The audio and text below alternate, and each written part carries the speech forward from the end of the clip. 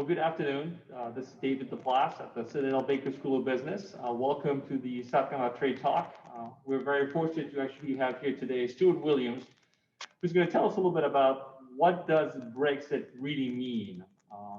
Stuart, thank you very much again for being back. We appreciate that. So tell us a little bit about what that means. Well, I think you have to understand Europe to understand Brexit. And there are going to be a lot of logistical problems, of course. New borders are going to be put in place. We have to realize that there are actually few people remaining from the 70s that really understood the laws pre-Brexit. And so I don't think we can make a leap of faith that we can click our fingers and just go back to the way it was. The world has changed through technology, et cetera, et cetera. Now, one of the logistical problems is going to be you have people living in different countries that are no longer going to have visas to be able to work in those countries, and they will need to be relocated. So these are logistical issues. The world has been used to having borders, right? It's not the first time there's ever been borders. And so, yes, is the transportation of goods going to be a little slower? Well, of course it is, because now you actually have to enact border control again. Culturally, people seem to be worried about, oh, there's going to be cultural significances. I don't think so. I mean, the different cultures, in Europe have stood this test of time in the European Union.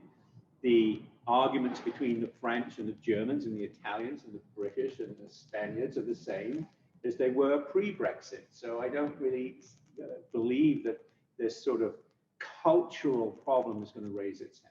So really, what is Brexit all about? It's about money and it's about trade.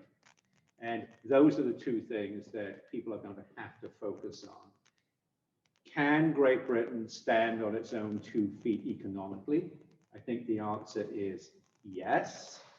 I mean, Scotland actually is probably almost ahead of the game in terms of the infrastructure that's built. It has a pretty vibrant technology corridor. Of course, it has some natural resources. It has a very vibrant financial system. So even though Scotland is pushing for full devolution, and maybe in my lifetime we'll get it, I think Scotland is going to be okay. In terms of trading partners, we're going to have to really wait and see what the effect is. Now, at the moment, we have a no-deal Brexit, as you know. So I think that when cooler heads prevail and everybody calms down, that gives you a clean slate to determine what to do with each country. Because now, instead of a union, Britain's dealing with multiple different nations. And although that may sound more complex, and it probably is, it's not the end of the world, I don't think. So I'm not in the pessimist camp that, oh God, Brexit's the end of the world for the United Kingdom. I do see some speed bumps that are going to have to be overcome. But again, I think people need to look at cause and effect. And I think we need to put the cultural issues aside, because I don't think that they're going to be insurmountable. And I think that we have to focus on the financial and trade aspects. For me, this is really sounding a lot more about opportunities. And then the second part also has to do with retooling. I think what it is that people will have to rethink their mindset. So how would Brexit really change or ought to change people's thinking in regards to, in general? What would be like a few things that come to mind there?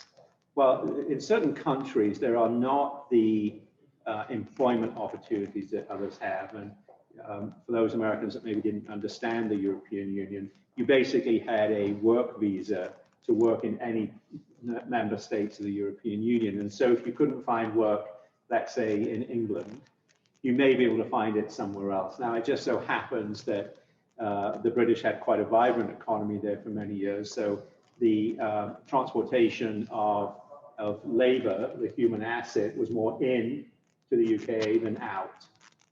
But that could cause a problem now for certain countries So they're going to have to start to innovate, right? They can't rely anymore on saying, okay, well, I'll graduate university in Portugal. I'm just giving this as an example. And, it doesn't really matter if there's no job in Portugal because I'll just go to London or I'll go to France. But they'll still be able to go to France, of course, but they won't be able to go to the United Kingdom. So there's thought need to be placed there. However, the however is technology, as we just spoke about in your class. Technology is democratizing people's ability to scale innovation. And so if you innovate something in one country, it does not take a long time anymore to scale it and create opportunity and create jobs in another country. So I think a focus on technology will really help uplift the areas where there could be problems due to Brexit. Great. Well, thank you so much for sharing your insights today. Again, folks, welcome to the new Baker School of Business building, the Basson Hall at the Citadel. We certainly appreciate Stuart sharing his insight on Brexit as part of the South Carolina International Trade Coalition South Carolina Trade Talk podcast. Thank you very much. Thank you.